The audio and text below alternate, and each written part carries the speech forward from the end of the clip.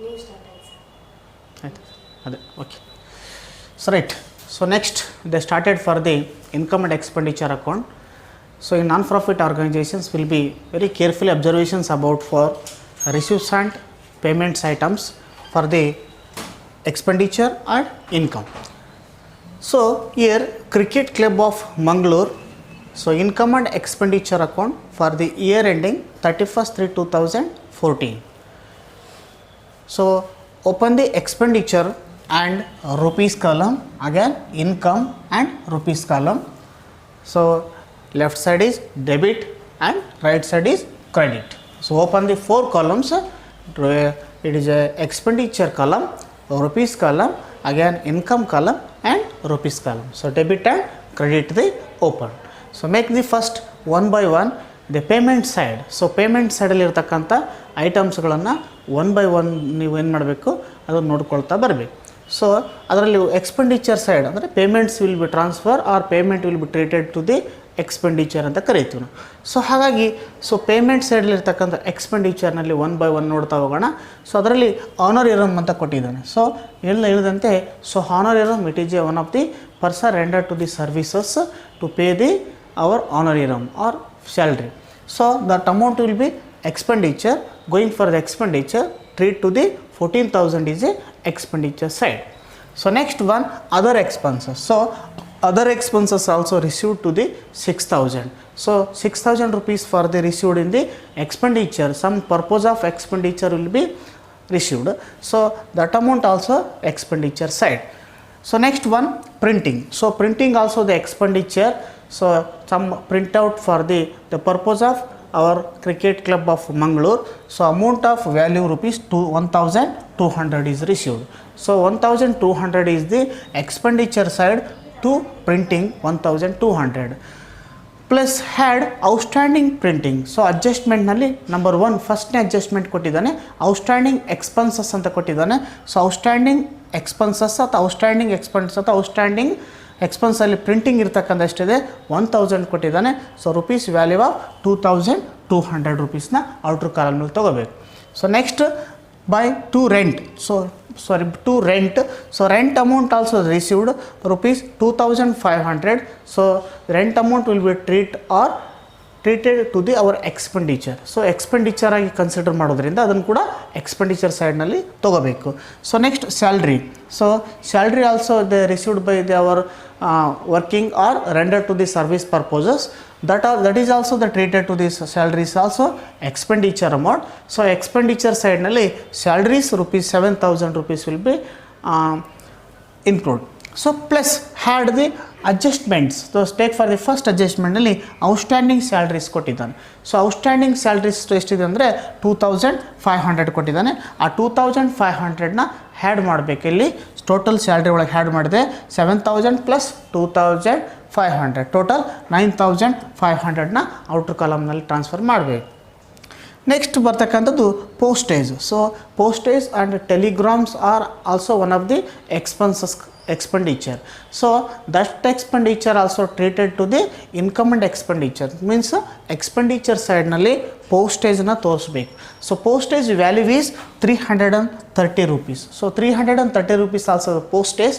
Some closing postage or closing stocks in the closing stock of adjustment, it is deductions of closing stock rupees 100. So ಅಡ್ಜಸ್ಟ್ಮೆಂಟಲ್ಲಿ ಕೊಟ್ಟಿದ್ದಾನೆ.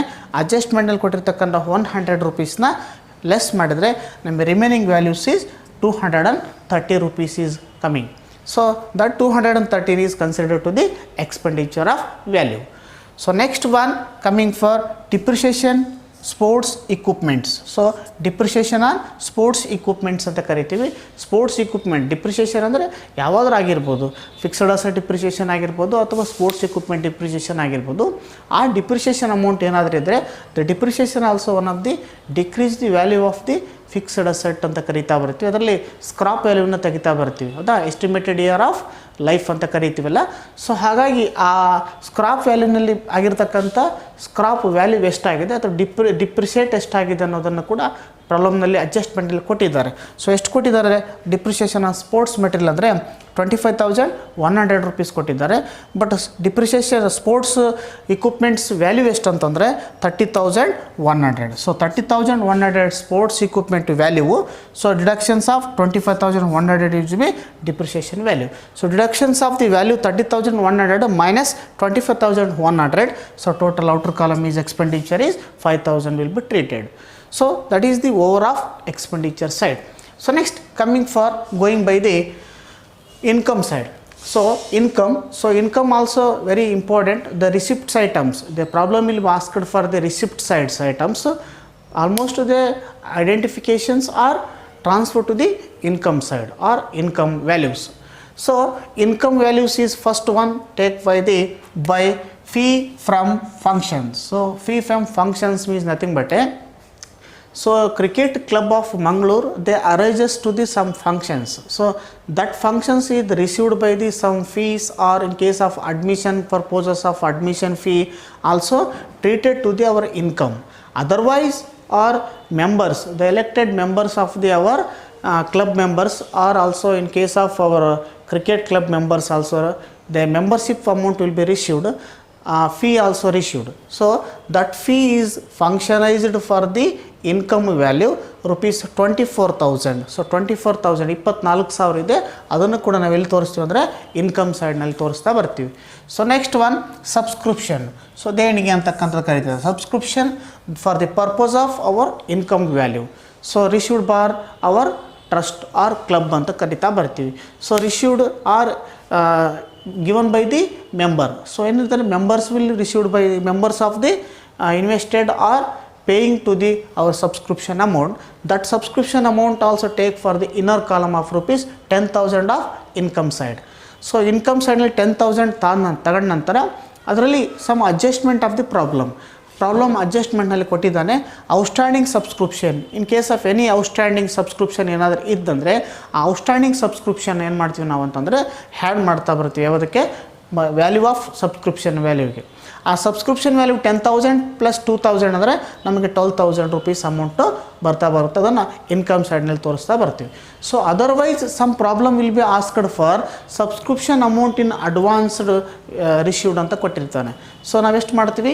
13-14ರಲ್ಲಿ ಮಾಡ್ತಾ ಇದ್ದಾಗ, so 14-15ರಲ್ಲಿ advance amount ಕೊಟ್ಟಾಗ ಅವಾಗ ಏನು ಮಾಡಬೇಕು? For example ಅಂತಂದರೆ 10,000 subscription 2,000 12,000 ಆಗುತ್ತೆ. ಫಾರ್ ಎಕ್ಸಾಂಪಲ್ ಅಡ್ವಾನ್ಸ್ ಅಮೌಂಟ್ ಒಂದು 3,000 ಕೊಟ್ಟನಂತಂದರೆ ನಮಗೆ ಡಿಡಕ್ಷನ್ ಮಾಡಿ ವ್ಯಾಲ್ಯೂನ ಔಟ್ರ್ ಕಾಲಮ್ ಹಾಕಬೇಕು. 9,000 ಔಟ್ರ್ ಕಾಲಮಿಗೆ ಹಾಕ್ತಾ ಬರ್ತೀವಿ. ಎಕ್ಸಾಂಪಲ್ ಅಂದರೆ ಫಾರ್ ಎಕ್ಸಾಂಪಲ್ ಕೊಟ್ಟಾಗ ಇಲ್ಲಿ ಈ ಪ್ರಾಬ್ಲಮಲ್ಲಿ ಯಾವುದೇ ರೀತಿ ಅಡ್ವಾನ್ಸ್ ಅಮೌಂಟ್ ಕೊಟ್ಟಿಲ್ಲ. ಹಾಗಾಗಿ only for subscription amount 10,000 plus outstanding subscription amount 2,000 ಮಾತ್ರ ಹ್ಯಾಡ್ ಮಾಡಿದರೆ ನಮಗೆ 12,000 ಇನ್ಕಮ್ ವ್ಯಾಲ್ಯೂ ಆಗ್ತಾ ಬರ್ತದೆ. ಸೊ ನೆಕ್ಸ್ಟು ಓವರ್ ಮುಗೀತು. ಎರಡೂ ಕಡೆ ಕೂಡ close the balance to the our expenditure and income value. So income ವ್ಯಾಲ್ಯೂನಲ್ಲಿ ಮತ್ತು ಎಕ್ಸ್ಪೆಂಡಿಚರ್ ವ್ಯಾಲ್ಯೂನಲ್ಲಿ ಬರ್ತಕ್ಕಂಥ ಐಟಮ್ಸ್ನ ಪ್ರಾಬ್ಲಮ್ನಲ್ಲಿ ಕನ್ಸಿಡರ್ ಮಾಡಿದ ನಂತರ next they going for the which side will be increases of the our value or amount. ಯಾವ ಕಡೆ ಜಾಸ್ತಿ ಇದೆ, ಅದರ ಎಕ್ಸ್ಪೆಂಡಿಚರ್ ಸೈಡ್ ಜಾಸ್ತಿ ಇದೆಯಾ ಅಥವಾ ಇನ್ಕಮ್ನಲ್ಲಿ ಜಾಸ್ತಿ ಇದೆಯಾ ಅನ್ನೋದನ್ನು ಫಸ್ಟ್ ಕನ್ಸಿಡ್ರೇಷನ್ ಮಾಡಬೇಕು. ಸೊ ನಮಗೆ ಗೊತ್ತಾಗುತ್ತೆ, ನೋಡಿದರೆ ಗೊತ್ತಾಗ್ತದೆ. Total coming for the expenditure side more value ಅಂತ ಕರಿತೀವಿ, ಹೆಚ್ಚು ವ್ಯಾಲ್ಯೂಸ್ ಇದೆ ಅಂತ ಕರಿತೀವಿ. ಎಷ್ಟಿದೆ ಹಾಗಾದ್ರೆ ಅಂತಂದರೆ ಇಲ್ಲಿ 39,430 ರೂಪಾಯಿ ಇದೆ. ಸೊ ಇಲ್ಲಿ ಇನ್ಕಮ್ ಸೈಡ್ನಲ್ಲಿ ಎಷ್ಟಿದೆ ಅಂದರೆ ಇಲ್ಲಿ 24,000 ಇದೆ, ಇಲ್ಲಿ 12,000 ಇದೆ. ಅಂದರೆ ಟೋಟಲ್ ಎಷ್ಟಾಯ್ತು? ಅಲ್ಲಿ 36,000 ರೂಪಾಯಿ ಆಯಿತು. ಸೊ 36,000 ರೂಪಾಯಿ ಡಿಡಕ್ಷನ್ ಮಾಡಿದರೆ ಇಲ್ಲಿ 36,000 ರೂಪಾಯಿ ಡಿಡಕ್ಷನ್ ಮಾಡಿದರೆ ನಮಗೆ ರಿಮೈನಿಂಗ್ ವ್ಯಾಲ್ಯೂ ಎಷ್ಟು ಬರ್ತದೆ ಅಂದರೆ 0,3430. ಸೊ ಎಷ್ಟು ಬರುತ್ತೆ ಅಂದರೆ 3,430 ಬರ್ತದೆ. ಸೊ ಯಾಕಡೆ ಸೈಡ್ ಬರ್ತದೆ ಇಲ್ಲಿ? ಸೊ ಇನ್ಕಮ್ ಸೈಡ್ನಲ್ಲಿ ಏನಾಗುತ್ತೆ? ಕಡಿಮೆ ಆಗ್ತಾ ಬರ್ತದೆ. ಅವಾಗ ಅದನ್ನು ಏನಂತ ಕನ್ಸಿಡರ್ ಮಾಡಬೇಕಂತಂದರೆ 3,430 ಕಡೆ ಬಂದಾಗ ಅದನ್ನು ಬೈ ಎಕ್ಸಸ್ ಆಫ್ ಎಕ್ಸ್ಪೆಂಡಿಚರ್ ಏನಾಗಿದೆ ಇಲ್ಲಿ ಬೈ ಎಕ್ಸಸ್ ಆಫ್ ಎಕ್ಸ್ಪೆಂಡಿಚರಲ್ಲಿ ಎಕ್ಸಸ್ ಆಗಿದೆ, excess of expenditure over income ಅಂತ ಕರಿತೀವಿ. ಅದನ್ನು ಏನಂತ ಕರಿತೀವಿ ಅಂದರೆ ನಾವು ಡೆಫಿಸಿಟ್ ಅಮೌಂಟ್ ಅಂತ ಕರಿತಾ ಬರ್ತೀವಿ, ಕೊರತೆ ಹಣ ಅಂತ ಕರಿತೀವಿ. ಎಷ್ಟು ಕೊರತೆ ಆಗಿದೆ, ಎಷ್ಟು ಡೆಫಿಸಿಟ್ ಆಗಿದೆ ಅಂತಂದರೆ 3450 ಅಂತ ಕರಿತಾ ಬರ್ತೀವಿ. ಅವಾಗ ಏನು ಮಾಡ್ಬೇಕು ನಾವು ಎರಡು ಕಡೆ same value. So 39,430 again same 39,430 value to the coming for income and expenditure side. So after coming for the income side of the deficit amount. So ಈ ಡೆಫಿಸಿಟ್ ಅಮೌಂಟ್ ಎಲ್ಲಿಗೆ ಹೋಗುತ್ತಂದರೆ ಬ್ಯಾಲೆನ್ಸ್ ಶೀಟಿಗೆ ಟ್ರಾನ್ಸ್ಫರ್ ಮಾಡ್ತಾ ಬರ್ತೀವಿ. ಸೊ ಬ್ಯಾಲೆನ್ಸ್ ಶೀಟ್ನಲ್ಲಿ ಏನು ಮಾಡ್ತೀವಿ ನಾವು liabilities rupees ಅಸೆಟ್ಸನ್ನು open ಮಾಡಿದಾಗ ಲಯಬಿಲಿಟೀಸ್ ಸೈಡ್ನಲ್ಲಿ ಕ್ಯಾಪಿಟಲ್ ಫಂಡ್ ಅಂತ ತೊಗೊಳ್ತಾ ಬರ್ತೀವಿ ನಾವು. ಸೊ ಆ ಕ್ಯಾಪಿಟಲ್ ಫಂಡ್ನಲ್ಲಿ ಏನಿದಾವಲ್ಲ ಕ್ಯಾಪಿಟಲೈಸ್ಡ್ ಐಟಮ್ಸ್ನೆಲ್ಲ ಆ್ಯಡ್ ಮಾಡ್ತೀವಿ. ಆಫ್ಟರ್ ಕ್ಯಾಪಿಟಲೈಸ್ಡ್ ಐಟಮ್ ಆದ ನಂತರ ನಾವೇನು ಮಾಡ್ತೀವಿ ಡೆಫಿಸಿಟ್ ಅಮೌಂಟ್ನ ಡಿಡಕ್ಷನ್ ಮಾಡಿ ಔಟ್ರ್ ಕಾಲಮ್ನಲ್ಲಿ ಹಾಕ್ತಾ ಬರ್ತೀವಿ ಅಲ್ಲಿ ಬ್ಯಾಲೆನ್ಸ್ ಶೀಟ್ನಲ್ಲಿ liabilities side. So otherwise for in case of surplus ಬಂದಿತ್ತಂದರೆ ನಾವೇನು ಮಾಡ್ತೀವಿ ಇಲ್ಲಿ ಮೋರ್ ದ್ಯಾನ್ ಫಾರ್ ಇಲ್ಲಿದೆ ಎಕ್ಸಸ್ ಆಫ್ ಎಕ್ಸ್ಪೆಂಡಿಚರ್ ಅಂದರೆ ಇಲ್ಲಿ ಎಕ್ಸ್ಪೆಂಡಿಚರ್ ಹೆಚ್ಚಾಗಿದ್ದರಿಂದ ಅವಾಗ ಏನಾಗುತ್ತಲ್ಲಿ excess of income over expenditure ಆದಾಗ ಅಲ್ಲಿ ಏನಾಗ್ತದೆ ಇಲ್ಲಿ ಸರ್ಪ್ಲೆಸ್ ಆಗ್ತಾ ಬರ್ತದೆ. ಸೊ ಸರ್ಪ್ಲೆಸ್ ಆದಾಗ ಏನು ಮಾಡಬೇಕಂತಂದರೆ ಬ್ಯಾಲೆನ್ಸ್ ಶೀಟ್ನಲ್ಲಿ ಲಯಬಿಲಿಟೀಸ್ ಸೈಡ್ನಲ್ಲಿ ಸೇಮು ಕ್ಯಾಪಿಟಲ್ ಫಂಡ್ನಲ್ಲಿ ನಾವೇನು ಮಾಡ್ತೀವಿ ಹ್ಯಾಡ್ ಮಾಡ್ತಾ ಬರ್ತೀವಿ, ಪ್ಲಸ್ ಮಾಡ್ತಾ ಬರ್ತೀವಿ. ಯಾವುದನ್ನು ಸರ್ಪ್ಲೆಸ್ ಇದ್ದರೆ ಪ್ಲಸ್ ಮಾಡ್ತಾ ಬರ್ತೀವಿ. ಆಮೇಲೆ ಡೆಫಿಸಿಟ್ ಇದ್ದರೆ ಹೌದಾ ಡೆಫಿಸಿಟ್ ಇದ್ದರೆ ಡಿಡಕ್ಷನ್ ಮಾಡ್ತೀವಿ. ಎಲ್ಲಿ ಅಂತಂದರೆ ಕ್ಯಾಪಿಟಲ್ ಫಂಡು. ಸೊ ಕ್ಯಾಪಿಟಲ್ ಫಂಡ್ನಲ್ಲಿ ಡಿಡಕ್ಷನ್ ಮಾಡ್ತೀವಿ. ಕ್ಯಾಪಿಟಲ್ ಫಂಡ್ಸಲ್ಲಿ ಯಾವ್ಯಾವ ಐಟಮ್ಸ್ ಇರ್ತಾವಲ್ಲ ಕ್ಯಾಪಿಟಲ್ ಐಟಮ್ಸು ಅವೆಲ್ಲ ಆದ ನಂತರ ಪ್ಲಸ್ ಆರ್ ಮೈನಸ್ ಯಾವುದಾದ್ರು ಒಂದು ಬರ್ತದೆ ಕ್ಯಾಪಿಟಲೈಸ್ಡ್ ಐಟಮ್ಸ್ನಲ್ಲಿ. ಆದ ನಂತರ ಸರ್ಪ್ಲಸ್ ಇದ್ದರೆ ಹ್ಯಾಡ್ ಮಾಡ್ತೀವಿ, ಡೆಫಿಸಿಟ್ ಇದ್ದರೆ ಲೆಸ್ ಮಾಡಿ ಅದನ್ನು ಔಟ್ರ್ ಕಾಲಮ್ಗೆ ಹಾಕ್ತಾ ಬರ್ತೀವಿ. ಸೊ ಹೀಗಾಗಿ ಇಷ್ಟು ನಮಗೆ ಸಾಮಾನ್ಯವಾಗಿ 1-2 ಫಾರ್ಮೇಟನ್ನು ಕೇಳ್ತಾ ಬಂದಿದ್ದಾನೆ ಕಂಪಲ್ಸರಿ 12 ಮಾರ್ಕ್ಸ್ ಕ್ವಶನಲ್ಲಿ. ಹಾಗಾಗಿ ನಾವು ಪ್ರಿಪ್ರೇಷನ್ ಮಾಡಿರುವಂಥದ್ದು ಎಕ್ಸ್ಪೆಂಡಿಚರ್ ಇನ್ಕಮ್ ಆ್ಯಂಡ್ ಎಕ್ಸ್ಪೆಂಡಿಚರ್ ಅಕೌಂಟಲ್ಲಿ expenditure rupees income and rupees ಅಂತ ಕರಿತಾ ಬರ್ತೀವಿ. ಇಷ್ಟು ಇನ್ಕಮ್ ಆ್ಯಂಡ್ ಎಕ್ಸ್ಪೆಂಡಿಚರ್ ಇರ್ತಕ್ಕಂಥ ಒಂದು format. So next they going for balance ಶೀಟ್ನ ಯಾವ ರೀತಿ ಪ್ರಿಪ್ರೇಷನ್ ಮಾಡಬೇಕು. How to the prepare to the balance sheet.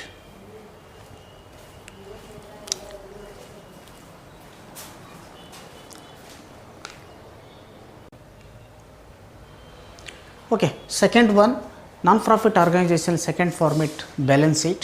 So balance sheet as on 31st/3/2014. So balance sheet ಕೊಟ್ಟಿದ್ದಾರೆ ಯಾವಾಗ 31st/3/2014 ಅಂತ ಕೊಟ್ಟಿದ್ದಾರೆ. They prepare there are 4 columns of balance sheet. So first one liabilities rupees assets rupees column. There are 4 ಕಾಲಮ್ಸ್ನ ಆಗ್ತಾ ಬರಬೇಕು. So liabilities ಸೈಡ್ನಲ್ಲಿ ಬರ್ತಕ್ಕಂಥಗಳನ್ನು first ನೋಡ್ತಾ ಹೋಗೋಣ. ಸೊ ಲಯಬಿಲಿಟೀಸ್ನಲ್ಲಿ ಫಸ್ಟ್ ಒನ್ ಕ್ಯಾಪಿಟಲ್ ಫಂಡ್ ಅಂತ ಕರಿತೀವಿ. So capital fund is the very important or very must and should for the used by the our non profit organisation. So capital fund it is a one of the fund that is including for the our endowment fund, life membership fund, donations, legacies. So many funds are included to the our capital fund. So you see, take for one by one the problems of the capital funds to the liability side. So liability side first one donations rupees 60,000 rupees received. So receipt side ನಲ್ಲಿ ಕೊಟ್ಟಿದ್ದಾರೆ ಪ್ರಾಬ್ಲಮ್ನಲ್ಲಿ receipt ಸೈಡ್ನಲ್ಲಿ donations rupees 60,000 ಅಂತ ಕೊಟ್ಟಿದ್ದಾರೆ. So donations also one of the very important of the our consultant amount ಅಂತ ಕರಿತಾ ಬರ್ತೀವಿ. So that is purpose of there are 2 way either special donation or general donations also received. So donation amount received by the capital fund rupees 60,000 of liability side inner column ಮೇಲೆ ತೊಗೋಬೇಕು. So second one, life membership fee. So life membership fee also one of the fee. It is also the adjustment received by the capitalized item ಅಂತ ಹೇಳಿದ್ದಾನೆ. So ಇದೇನಾಗುತ್ತೆ ಅಂದರೆ capitalised item ಆಗಿದ್ದರಿಂದ ಇದನ್ನು ಕೂಡ ನಾವು ಎಲ್ಲಿ ಕನ್ಸಿಡರ್ ಮಾಡ್ತೀವಿ ಅಂದರೆ ಲಯಬಿಲಿಟಿ ಸೈಡ್ನಲ್ಲಿ ಬ್ಯಾಲೆನ್ಸ್ ಶೀಟ್ನಲ್ಲಿ ಲಯಬಿಲಿಟಿ ಸೈಡ್ನಲ್ಲಿ ಕ್ಯಾಪಿಟಲ್ ಫಂಡ್ನಲ್ಲಿ 5,000 ರೂಪೀಸ್ನ ಎಂಟ್ರಿ ಮಾಡ್ತಾ ಬರಬೇಕು. Third one entrance fee. So entrance fee also capitalised item ಅಂತ ಕರಿತಾ ಬರ್ತೀವಿ. ಅಡ್ಜಸ್ಟ್ಮೆಂಟಲ್ಲಿ ಕೊಟ್ಟಿದ್ದಾನೆ. ಸೊ ಅದರಲ್ಲಿ ಕೂಡ the mention to the life membership fee and entrance fee also capitalised ಅಂತ ಕರೆದಿದ್ದಾನೆ. ಸೊ ಹಾಗಾಗಿ ಕ್ಯಾಪಿಟಲೈಸ್ಡ್ ಐಟಮ್ ಆಗಿದ್ದರಿಂದ ಅದನ್ನು ಕೂಡ ನಾವೆಲ್ಲಿ ಕನ್ಸಿಡರ್ ಮಾಡಿದ್ವಿ, ಕ್ಯಾಪಿಟಲ್ ಫಂಡ್ನಲ್ಲಿ ಎಂಟ್ರೆನ್ಸ್ ಫೀನ ಕನ್ಸಿಡರ್ ಮಾಡಿ ಎಷ್ಟು 1000 rupees. ಸೊ ಟೋಟಲ್ ವ್ಯಾಲ್ಯೂ ಎಷ್ಟಾಗಿತ್ತು 65,000 again 1000 total 66,000 rupees is received. So 66,000 ಬಂದ ನಂತರ 66,000 ಬರ್ತದೆ. ಸೊ ಅದರಲ್ಲಿ less excess of expenditure over income, ಅಂದರೆ ಇಲ್ಲಿ ಡೆಫಿಸಿಟ್ ಆಗಿದೆ. ಇನ್ಕಮ್ ಆ್ಯಂಡ್ ಎಕ್ಸ್ಪೆಂಡಿಚರ್ ಮಾಡಬೇಕಾದ್ರೆ ಇನ್ಕಮ್ ಸೈಡ್ನಲ್ಲಿ ಡೆಫಿಸಿಟ್ ವ್ಯಾಲ್ಯೂ ಬಂದಿದೆ ನಮಗೆ. ಹಾಗಾಗಿ ಆ ಡೆಫಿಸಿಟ್ ವ್ಯಾಲ್ಯೂ ಎಷ್ಟು ಅಂದರೆ 3,430 ಅಂತ ಕರೆದೀವಿ. 3,430 rupees is received. So deductions of the value of total value ಎಷ್ಟಿದೆ 66,000ದಲ್ಲಿ 3,430 ಡಿಡಕ್ಷನ್ ಮಾಡಿದ್ರೆ ನಮಗೆ 62,570 ರೂಪಾಯಿ ಬರ್ತದೆ. ಯಾವಾಗ ಡೆಫಿಸಿಟ್ ಆದಾಗ. ಒಂದು ವೇಳೆ ಸರ್ಪ್ಲೇಸ್ ಆಗಿತ್ತಂದರೆ excess of income over expenditure, surplus amount ಏನಾದರೆ ಇನ್ಕಮ್ ಆ್ಯಂಡ್ ಎಕ್ಸ್ಪೆಂಡಿಚರ್ ಸೈಡ್ನಲ್ಲಿ ಬಂದಿತ್ತು ಅಂತಂದರೆ ಅವಾಗ ಏನು ಮಾಡ್ತೀವಿ, ನಾವಲ್ಲಿ ಹ್ಯಾಡ್ ಮಾಡಿ ಔಟ್ರ್ ಕಾಲಮ್ಗೆ ಹಾಕ್ತಾ ಬರ್ತೀವಿ. ಬಟ್ ಇಲ್ಲಿ ಏನು ಕೊಟ್ಟಿದ್ದಾನಂದರೆ ಡೆಫಿಸಿಟ್ ಅಮೌಂಟ್ ಕೊಟ್ಟಿದ್ದಾನೆ. ಹಾಗಾಗಿ deficit amount 3,430 rupees deductions of 66,000. Remaining amount is 62,570 rupees is received. Next one coming for tournament fund. So tournament fund also they issued for the non-profit organization for the purpose of the our cricket club. So fund is rupees 22,000 is treated to the balance sheet of liability side inner column. Next the expenses also received. So payment ಸೈಡ್ನಲ್ಲಿ some expenses ಕೊಟ್ಟಿದ್ದಾನೆ ಪ್ರಾಬ್ಲಮ್ನಲ್ಲಿ, ಅದು tournament expenses ಅಂತ ಕೊಟ್ಟಿದ್ದಾನೆ. ಆ tournament ಎಕ್ಸ್ಪೆನ್ಸಸ್ಸನ್ನು ಕೂಡ inner ಕಾಲಮ್ನಲ್ಲಿ tournament ಫಂಡ್ನಲ್ಲಿ deduction ಮಾಡಬೇಕು. Tournament expenses 10,300 ಕೊಟ್ಟಿದ್ದಾನೆ. 22,000 deductions of tournament expenses 10,300. Remaining amount is balanced 11,700 rupees will be transferred for liability side for the outer column. So next one coming for outstanding expenses. So any outstanding expenses is received for the adjustments. So you see for number first adjustment, outstanding expenses is salary and printing. So then case of salary amount is received, outstanding salary take for the 2,500 is first one, inner column of 2,500 of the outstanding salary. Second one printing. So printing also outstanding expenditure, some outstanding expenditure will take for the inner column, total 1,000. So remaining total value of two items of 2,500 plus 1,000, totally 3,500 take for the outer column only. So any one for outstanding subscription or sorry outstanding expenditure, that is treated to the liability side of the balance sheet. Next they are going for the asset side. So asset side of the balance sheet, whether cash current assets or fixed asset is point is the coming. So asset ಸೈಡಲ್ಲಿ assets and rupees value ಇರ್ತದೆ. ಮೊದಲನೇದು ಪಾಯಿಂಟ್ನಲ್ಲಿ ಪ್ರಾಬ್ಲಮ್ನಲ್ಲಿ ಕೊಟ್ಟಿದ್ದಾನೆ cash balance ಕೊಟ್ಟಿದ್ದಾನೆ. So cash balance also current assets ಆಗಿದ್ದರಿಂದ current ಬ್ಯಾಲೆನ್ಸ್ನಲ್ಲಿ rupees 4,770 rupeesನ ಅದನ್ನು transfer ಮಾಡ್ತಾ ಬರಬೇಕು ಅಸೆಟ್ ಸೈಡ್ನಲ್ಲಿ. ಸೆಕೆಂಡ್ ಒನ್ ಫಿಕ್ಸ್ಡ್ ಡೆಪಾಸಿಟ್ ಇನ್ ಬ್ಯಾಂಕ್ ಅಂತ ಹೇಳ್ತಾನೆ. ಕ್ಯಾಶ್ ಅಟ್ ಬ್ಯಾಂಕ್ ಅಂತ ಕರಿತೀವಿ, ಕರೆಂಟ್ ಅಸೆಟ್ ಆಗಿದ್ದರಿಂದ ಇದನ್ನು ಕೂಡ ನಾವು ಬ್ಯಾಲೆನ್ಸ್ ಶೀಟ್ನಲ್ಲಿ ಅಸೆಟ್ ಸೈಡಲ್ಲಿ ಕನ್ಸಿಡರ್ ಮಾಡ್ತೀವಿ. ಎಷ್ಟಂದರೆ 30,000 rupees ಅಂತ ಕರಿತೀವಿ. Next one furniture. So furniture it is one of the fixed asset ಅಂತ ಕರಿತಾ ಬರ್ತೀವಿ. That furniture amount received by 15,800 15,800 ರೂಪಾಯಿ ಅಮೌಂಟ್ ರಿಸೀವ್ಡ್ ಆಗಿದೆ. So that amount also treated to the balance sheet for liability side ಅಂತ ಕರಿತಾ ಬರ್ತೀವಿ, ಸಾರಿ ಅಸೆಟ್ ಸೈಡ್ ಅಂತ ಕರಿತಾ ಬರ್ತೀವಿ. ಯಾವುದು ಫರ್ನಿಚರ್ ಫಿಕ್ಸ್ಡ್ ಅಸೆಟ್ ಆಗಿದ್ದರಿಂದ ಹಾಗಾಗಿ ಅಸೆಟ್ ಸೈಡ್ನಲ್ಲಿ ನಾವೇನು ಮಾಡ್ತೀವಿ ಕನ್ಸಿಡರ್ ಮಾಡ್ತಾ ಬರ್ತೀವಿ. ಅಸೆಟ್ ಫರ್ನಿಚರ್ ಬಿಲ್ಡಿಂಗ್ ಇಕ್ವಿಪ್ಮೆಂಟ್ ಏನಾದರೂ ಕೂಡ ಆಗಿರ್ಬೋದು. ಇಲ್ಲಿ ಒಂದು ಫರ್ನಿಚರ್ ಕೊಟ್ಟಿದ್ದಾನೆ, ಫಿಕ್ಸ್ಡ್ ಅಸೆಟ್ ಆಗಿದೆ. ಹಾಗಾಗಿ ಇಲ್ಲಿ ಅಸೆಟ್ಸ್ನಲ್ಲಿ ಫರ್ನಿಚರ್ ಇದೆ 15,800. ಸೊ ಒಂದು ವೇಳೆ ಫರ್ನಿಚರ್ ಅಡ್ಜಸ್ಟ್ಮೆಂಟಲ್ಲಿ ಏನಾದರೆ ಡಿಪ್ರಿಷಿಯೇಷನ್ ಅಮೌಂಟ್ ಏನಾದರೂ ಕೊಟ್ಟಿದ್ದಂದರೆ, ಸೊ ಅದನ್ನು ಡಿಪ್ರಿಷಿಯೇಷನ್ ಅಮೌಂಟ್ ಕೊಟ್ಟಿದ್ದಂದರೆ ಅದು ಪರ್ಸೆಂಟೇಜ್ ಅಮೌಂಟಿನ ಮೇಲೆ ಪರ್ಸೆಂಟೇಜ್ 10%, 5% ಏನಾದರೂ ಕೊಟ್ಟಿದ್ದಂದರೆ ಅದನ್ನು ಕ್ಯಾಲ್ಕುಲೇಷನ್ ಮಾಡಿಕೊಂಡು ರಿಮೈನಿಂಗ್ ಎಷ್ಟು ಡಿಪ್ರಿಷಿಯೇಷನ್ ಅಮೌಂಟ್ ಬರ್ತದೆ ಆ ಅಮೌಂಟ್ನ ನಾವು ಫರ್ನಿಚರ್ನಲ್ಲಿ ಡಿಡಕ್ಷನ್ ಮಾಡಿ ಅಥವಾ ಡಿಪ್ರಿಷಿಯೇಷನ್ನ ಡಿಡಕ್ಷನ್ ಮಾಡಿ ಔಟ್ರ್ ಕಾಲಮಿಗೆ ಹಾಕಬೇಕಾಗತ್ತೆ. ಬಟ್ ಇಲ್ಲಿ ಯಾವುದೇ ರೀತಿಯಾಗಿರ್ತಕ್ಕಂಥ ಡಿಪ್ರಿಷಿಯೇಷನ್ ಅಮೌಂಟ್ ಕೊಟ್ಟಿಲ್ಲ. That is only for furniture direct amount ಕೊಟ್ಟಿದ್ದಾರೆ. ಬ್ಯಾಲೆನ್ಸ್ ಶೀಟ್ನಲ್ಲಿ ಅಸೆಟ್ ಸೈಡಲ್ಲಿ 15,800 ರೂಪಾಯಿನ ಔಟ್ರ್ ಕಾಲಮ್ನಲ್ಲಿ ತೊಗೋಬೇಕು. So next, sports equipment. So sports equipments also taken by the balance sheet of the asset side ಅಂತ ಕರಿತೀವಿ. ಎಷ್ಟಿದೆ ಇನ್ನರ್ ಕಾಲಮ್ನಲ್ಲಿ ತೊಗೋಬೇಕು ಅದನ್ನು 30,100 ರೂಪೀಸ್ ಕೊಟ್ಟಿದ್ದಾರೆ. ಸೊ 30,100 ರೂಪೀಸ್ನಲ್ಲಿ ಡಿಪ್ರಿಷಿಯೇಷನ್ ಕೊಟ್ಟಿದ್ದಾರೆ, ಸವಕಳಿ ಕೊಟ್ಟಿದ್ದಾರೆ. ಈಗಾಗಲೇ ನಾವು ಇನ್ಕಮ್ ಆ್ಯಂಡ್ ಎಕ್ಸ್ಪೆಂಡಿಚರ್ ಅಕೌಂಟ್ನಲ್ಲಿ ಮಾಡಿದ್ದೀವಿ. ಎಷ್ಟಂದರೆ ಸ್ಪೋರ್ಟ್ಸ್ ಇಕ್ವಿಪ್ಮೆಂಟ್ ವ್ಯಾಲ್ಯೂ 30,100 ರೂಪೀಸ್ ಇದೆ. But the value of received by the sports equipment amount ಎಷ್ಟಿದೆ ಕ್ಲೋಸಿಂಗ್ ಅಂತಂದರೆ ಅಲ್ಲಿ 25,100 ರೂಪೀಸ್ ಕೊಟ್ಟಿದ್ದ. ಹಾಗಾಗಿ 25,100 ಮೈನಸ್ 30,100 ಡಿಡಕ್ಷನ್ ಮಾಡಿದರೆ ನಮಗೆ ಎಷ್ಟು ಬಂದಿತ್ತು ಅಲ್ಲಿ 5,000 ಬಂದಿದೆ ಡಿಪ್ರಿಷಿಯೇಷನ್. ಆ ಡಿಪ್ರಿಷಿಯೇಷನ್ ಅಮೌಂಟ್ನ ನಾವು ಎಲ್ಲಿ ತೋರಿಸಿದ್ದೀವಿ ಅಂತಂದರೆ ಇನ್ಕಮ್ ಆ್ಯಂಡ್ ಎಕ್ಸ್ಪೆಂಡಿಚರ್ ಅಕೌಂಟ್ನಲ್ಲಿ ಸಾಮಾನ್ಯವಾಗಿ ಎಕ್ಸ್ಪೆಂಡಿಚರ್ ಸೈಡ್ನಲ್ಲಿ ತೋರಿಸಿದ್ದೀವಿ. ಹಾಗಾಗಿ ಎಕ್ಸ್ಪೆಂಡಿಚರಲ್ಲಿ ಆಗಿರ್ತಕ್ಕಂಥ ಎಷ್ಟು ಔಟ್ರ್ ಕಾಲಮ್ ಬಂದಿದೆ 5,000 ರೂಪೀಸ್ ಬಂದಿದೆ. ಹಾಗಾಗಿ ಅಲ್ಲಿ ಟೋಟಲ್ 30,100ರಲ್ಲಿ 5,000 ಡಿಡಕ್ಷನ್ ಮಾಡಿದ್ರೆ 25,100 ರೂಪೀಸು ನಮಗೆ ಔಟ್ರ್ ಕಾಲಮ್ನಲ್ಲಿ ಬರ್ತಾ ಹೋಗುತ್ತೆ. ಸೊ ನೆಕ್ಸ್ಟ್ ಬರ್ತಕ್ಕಂಥದ್ದು closing stock of postage. So closing stock of postage ಅಂತಕ್ಕಂಥದ್ದು ಇದು ಕೂಡ ನಾವು ಇನ್ಕಮ್ ಆ್ಯಂಡ್ ಎಕ್ಸ್ಪೆಂಡಿಚರ್ನಲ್ಲಿ ಎಕ್ಸ್ಪೆಂಡಿಚರ್ ಸೈಡ್ನಲ್ಲಿ ಪೋಸ್ಟೇಜ್ ಇದೆ. ಎಷ್ಟಿದೆ ಟೋಟಲ್ ಅಂತಂದರೆ 330 ರೂಪೀಸ್ನಲ್ಲಿ ಅಲ್ಲಿ ಎಷ್ಟು ಮಾಡಿದ್ದೀವಿ ಅಂದರೆ 100 ರೂಪೀಸ್ ಡಿಡಕ್ಷನ್ ಮಾಡಿದರೆ ರಿಮೈನಿಂಗ್ ಬಂದಿದೆ 230 ರೂಪೀಸ್ ಅಮೌಂಟ್ ಬಂದಿದೆ. ಅದೇ ರೀತಿ ಇದು ಇಲ್ಲಿ closing stock of postage amount ಅಂದರೆ ಅಡ್ಜಸ್ಟ್ಮೆಂಟಲ್ಲಿ ಕೊಟ್ಟಿದ್ದಾನೆ.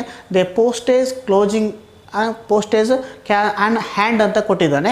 ಇರ್ತಕ್ಕಂಥದ್ದು ಎಷ್ಟು ಅಂದರೆ 100 ಅಂದರೆ ಕ್ಲೋಸಿಂಗ್ ಪೋಸ್ಟೇಜ್ ಇರ್ತಕ್ಕಂಥದ್ದು 100 ರೂಪೀಸ್ನ ಕೂಡ ಬ್ಯಾಲೆನ್ಸ್ ಶೀಟ್ನಲ್ಲಿ ಅಸೆಟ್ ಸೈಡ್ನಲ್ಲಿ ಕನ್ಸಿಡರ್ ಮಾಡಬೇಕು. So next outstanding subscription. ನಾವು ಹೇಳಿದ್ದೀವಲ್ಲ ಔಟ್ಸ್ಟ್ಯಾಂಡಿಂಗ್ ಸಬ್ಸ್ಕ್ರಿಪ್ಷನ್ ಇದು ಕೂಡ ನಾವು ಎಲ್ಲಿ ಕನ್ಸಿಡರ್ ಮಾಡ್ತೀವಿ ಇನ್ಕಮ್ ಆ್ಯಂಡ್ ಎಕ್ಸ್ಪೆಂಡಿಚರ್ನಲ್ಲಿ ಇನ್ಕಮ್ ಸೈಡ್ನಲ್ಲಿ ಬೈ ಸಬ್ಸ್ಕ್ರಿಪ್ಷನ್ ಅಮೌಂಟ್ನಲ್ಲಿ ಏನು ಮಾಡ್ತೀವಿ ಅಂದರೆ ಔಟ್ಸ್ಟ್ಯಾಂಡಿಂಗ್ ಸಬ್ಸ್ಕ್ರಿಪ್ಷನ್ನ ಹ್ಯಾಡ್ ಮಾಡ್ತಾ ಬರ್ತೀವಿ. ಸೊ ಇದು ಕೂಡ ಅಡ್ಜಸ್ಟ್ಮೆಂಟಲ್ಲಿ ಕೊಟ್ಟಿರ್ತಾನೆ.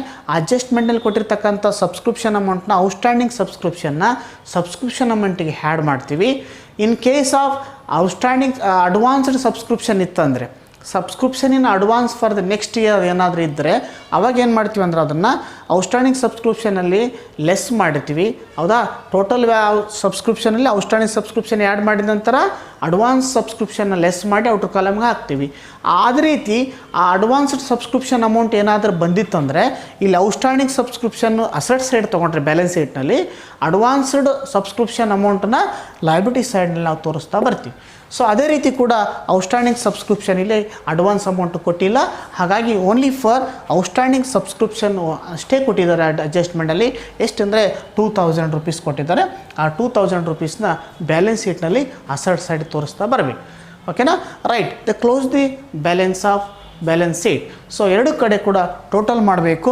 ಸೊ ಎರಡು ಕಡೆ ನಮಗೆ ಟೋಟಲ್ ಮಾಡಿದಾಗ 62,570 ಪ್ಲಸ್ 11,700 ಪ್ಲಸ್ 3,500 ಇವು ಮೂರನ್ನ ಟೋಟಲ್ ಮಾಡಿದ್ರೆ 77,770 ರೂಪೀಸ್ ಬರ್ತದೆ. 77,770 ಲಯಬಿಲಿಟಿ ಸೈಡ್ ಬರ್ತದೆ. ಸೆಕೆಂಡ್ ಒನ್ ಅಸೆಟ್ಸ್ನಲ್ಲಿ ಬರ್ತಕ್ಕಂಥದ್ದು ಕೂಡ 4,770 plus 30,000 plus 15,800 plus 25,100 plus 100 rupees plus 2,000 ರೂಪೀಸ್ನ ಹ್ಯಾಡ್ ಮಾಡಿದ್ರೆ ಟೋಟಲು 77,770 77,770 ಬರ್ತದೆ. ಯಾಕಂದರೆ ಬ್ಯಾಲೆನ್ಸ್ ಶೀಟು ಬರಲೇಬೇಕು ಕೂಡ. ಎರಡು ಕಡೆ ಟ್ಯಾಲಿ ಆದಾಗ ಮಾತ್ರ ಬ್ಯಾಲೆನ್ಸ್ ಶೀಟ್ ನಾವು ಮಾಡಿರುವಂಥ ಬ್ಯಾಲೆನ್ಸ್ ಶೀಟು ಕರೆಕ್ಟ್ ಆಗಿದೆ ಅಂತ ಗೊತ್ತಾಗ್ಲಿಕ್ಕೆ ಸಾಧ್ಯತೆ ಆಗುತ್ತೆ. ಹಾಗಾಗಿ ಲಯಬಿಲಿಟಿ ಸೈಡ್ನಲ್ಲಿ 77,770 ಇದೆ. ಅಸೆಟ್ ಸೈಡ್ನಲ್ಲಿ ಕೂಡ 77,770 ಇದೆ. ಹಾಗಾದರೆ ನಾವು ಮಾಡಿರ್ತಕ್ಕಂಥ ಬ್ಯಾಲೆನ್ಸ್ ಶೀಟ್ ಈಸ್ ರೈಟ್ ಅಂತ ಕರಿಬೋದು. ಹಾಗಾಗಿ ಇಷ್ಟು ನಾನ್ ಪ್ರಾಫಿಟ್ ಆರ್ಗನೈಸೇಷನಲ್ಲಿ ಬ್ಯಾಲೆನ್ಸ್ ಶೀಟ್ ಪ್ರಿಪ್ರೇಷನ್ ಮಾಡ್ತಕ್ಕಂಥದ್ದು ಕೂಡ ಭಾಳ ಕೇರ್ಫುಲ್ಲಾಗಿ ಅಬ್ಸರ್ವ್ ಮಾಡಿ, ಅಂದರೆ ಅಡ್ಜಸ್ಟ್ಮೆಂಟ್ಗಳು ಕೊಟ್ಟಿರ್ತಕ್ಕಂಥ ಅಡ್ಜಸ್ಟ್ಮೆಂಟ್ಗಳನ್ನು ಅಬ್ಸರ್ವ್ ಮಾಡಿ ನಾವು ಇನ್ಕಮ್ ಆ್ಯಂಡ್ ಎಕ್ಸ್ಪೆಂಡಿಚರ್ ತಯಾರು ಮಾಡಿದ ನಂತರ ನಾವೇನು ಮಾಡಬೇಕಂದ್ರೆ ಬ್ಯಾಲೆನ್ಸ್ ಶೀಟ್ಗಳನ್ನು ಪ್ರಿಪ್ರೇಷನ್ ಮಾಡಬೇಕು. ಆವಾಗ ನಮಗೆ ಬ್ಯಾಲೆನ್ಸ್ ಶೀಟ್ ಎರಡು ಕಡೆ ಟ್ಯಾಲಿ ಆದಾಗ ಅದಕ್ಕೆ 12 ಮಾರ್ಕ್ಸ್ ಕೂಡ ದೊರಕಲಿಕ್ಕೆ ಸಾಧ್ಯತೆ ಆಗ್ತಾ ಬರ್ತದೆ. ಹಾಗಾಗಿ ಇನ್ನು ನೆಕ್ಸ್ಟು ಕ್ಲಾಸ್ನಲ್ಲಿ ಕೂಡ ನಂತರದ ತರಗತಿಗಳಲ್ಲಿ ಕೂಡ ಯಾವ ರೀತಿಯಾಗಿರುವಂಥ ಪ್ರಾಬ್ಲಮ್ ಬರ್ಬೋದು ಅನ್ನುವಂಥದ್ದನ್ನು ಕೂಡ discuss for the next class.